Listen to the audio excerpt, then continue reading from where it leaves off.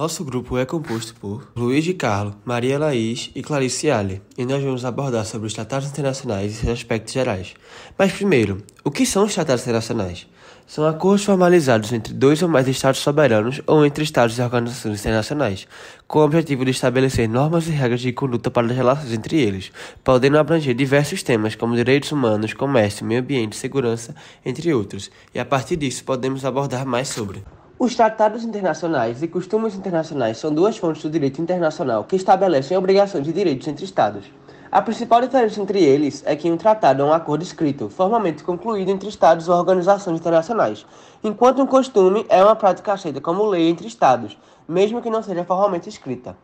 Os tratados internacionais são geralmente negociações formais e escritas entre Estados, em que estes estabelecem obrigações mútuas para cumprir determinadas metas ou alcançar um objetivo específico. Os tratados podem ser bilaterais ou multilaterais, ou seja, podem envolver dois ou mais Estados. Uma vez que um Estado ratifica um tratado, ele se torna vinculado por suas disposições e deve cumprir suas obrigações. Já o costume internacional é uma prática aceita como lei pelos Estados, que surge a partir de uma prática constante e generalizada entre eles. O costume internacional é criado e mantido pelas ações dos Estados e sua aceitação como direito é baseada em sua aceitação pela comunidade internacional. Embora não seja formalmente escrito, é reconhecido como uma fonte importante do direito internacional e pode ser usado para interpretar ou complementar os tratados internacionais. Em resumo, a principal diferença entre os tratados internacionais e costumes internacionais é que os primeiros são acordos formais escritos entre Estados e organizações internacionais, enquanto os últimos surgem a partir da prática constante e aceitação tácita de determinado comportamento entre Estados, mesmo que não seja formalmente escrito. Existem vários tipos de classificação de tratados e eles vão mudar de acordo com os critérios adotados. O primeiro é de ter um Estado participante, por número, que ele pode ser bilateral ou multilateral. O bilateral é quando ele está apenas entre os Estados, com o objetivo de acertar assunto entre eles. E o multilateral é com o número maior de Estados, mas não significa que qualquer Estado pode participar. Pode haver restrição de acordo com o objetivo, que pode ser econômico, regional, cultural. Tem também a questão da possibilidade de participação, que vai ser aberto ou fechado. No aberto, ele tem uma finalidade de uma uniformização da lei, que é a unificação dos interesses comuns. E no fechado, possui restrição de Estado, que mesmo ele tendo uma livre participação, ele pode ser restrito e isso vai se dar, por exemplo, quando tem interesse por questão regional. A gente tem um modo de entrada em vigor que são formal e simplificado. Formal é por uma questão mais burocrática que precisa de fases para sua validação, que são a negociação, a assinatura, a aprovação legislativa por parte do Estado interessado e a ratificação. E os passos seguintes podem mudar de acordo se ele for bilateral ou multilateral. O simplificado ocorre apenas com a assinatura dos Estados colaboradores sem a necessidade da aprovação do parlamento interno. A matéria regulada são infinitas possibilidades de resultados e respostas frente à matéria regulada dos tratados internacionais. A gente tem também o tratado guarda-chuva e o tratado quadro. O primeiro é quando o membro participante está respaldado de outro tratado mais geral, e o tratado quadro é por pautas solenes em contratação multilateral, que por mais que não seja modificado, as mudanças que ocorrem ao longo do tempo na humanidade podem provocar novas regulamentações. E por fim, a gente tem o tratado-lei, o tratado-contrato. O tratado-lei vai semear o conteúdo de lei que tem como objetivo obter resultados normativos. E o tratado contrato, ele não vai exigir uma contraprestação dos dois lados do contrato, já que cada um possui direito. No direito, existe um princípio universal em que as partes contratantes eles não podem afetar terceiros, que se aplica à teoria geral dos tratados. Isso significa que os efeitos do tratado só podem afetar aqueles que consentirem e se comprometerem com ele.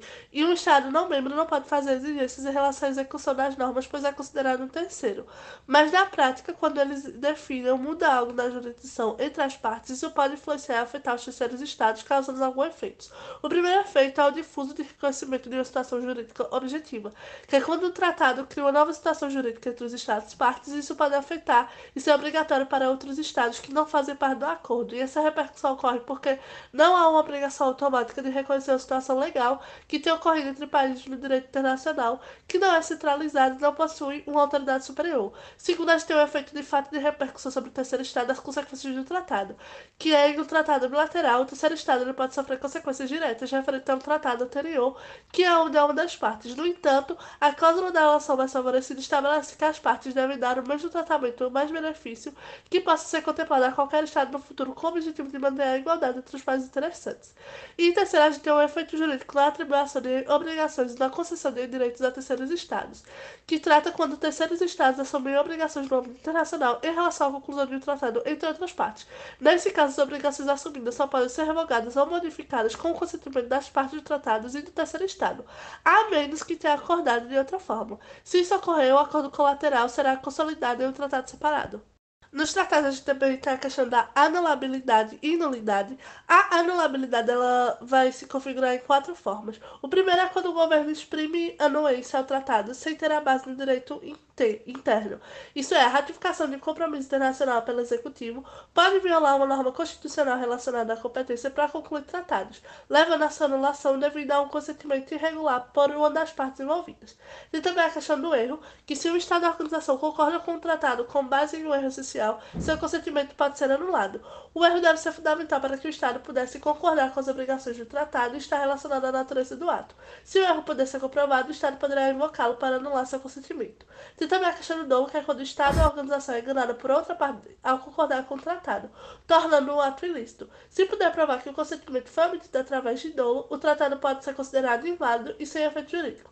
E por fim, a gente tem corrupção no representante do Estado, que a corrupção durante as negociações do tratado pode tornar inválido todo o acordo, mesmo que a corrupção esteja relacionada a cláusulas não essenciais. A corrupção é considerada ilegal e antiética e seu efeito é tão prejudicial que pode viciar todo o processo de negociação do tratado. Por via de a questão da nulidade, que pode ser de consentimento e do tratado.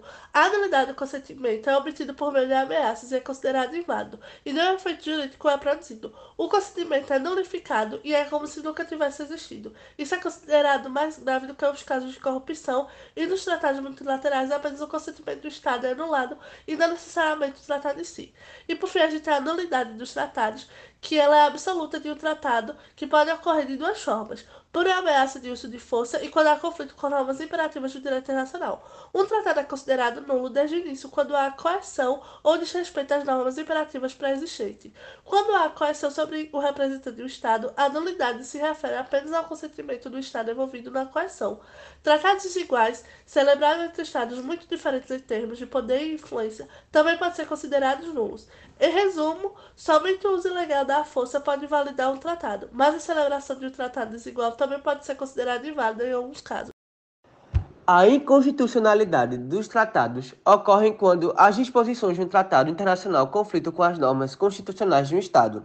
Isso pode ocorrer quando um tratado contém disposições que são incompatíveis com a Constituição de um Estado, ou quando um tratado exige a adoção de medidas que são contrárias à Constituição. Em muitos países, os tratados internacionais têm força de lei e são considerados parte integrante do ordenamento jurídico interno.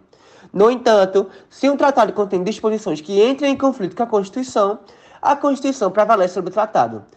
Isso significa que as disposições do tratado que entram em conflito com a Constituição são consideradas inconstitucionais e não podem ser aplicadas no ordenamento jurídico interno. A Constituição de um Estado é considerada a lei suprema do país e qualquer outra norma ou lei que seja incompatível com ela é considerada inconstitucional.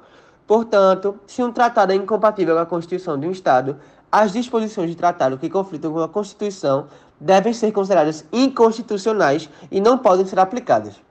Resumindo, a inconstitucionalidade dos tratados ocorre quando as disposições de um tratado internacional entram em conflito com as normas constitucionais de um Estado, e nesses casos, a Constituição prevalece sobre o tratado.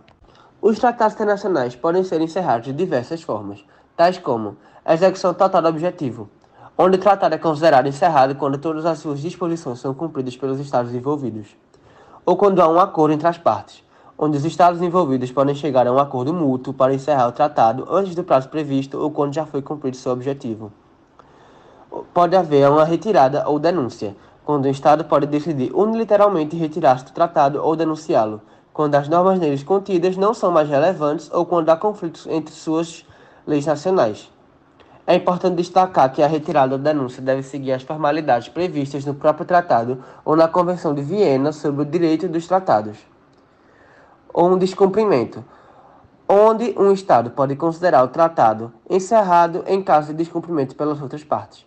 No entanto, essa medida só é admissível em circunstâncias extremas e quando todos os outros meios de solução de controvérsias foram esgotados. E, por fim, pode haver a impossibilidade de cumprimento, onde os Estados envolvidos podem considerar o tratado encerrado quando a execução de tratado torna-se impossível devido a mudanças significativas nas condições originais, tais quais guerras ou desastres naturais. É importante lembrar que a terminação de um tratado não significa que as obrigações já cumpridas sejam anuladas ou que os direitos adquiridos sejam perdidos. Os efeitos jurídicos do tratado permanecem até o momento da sua terminação, e as obrigações assumidas pelos Estados durante a vigência do tratado devem ser cumpridas até a sua conclusão.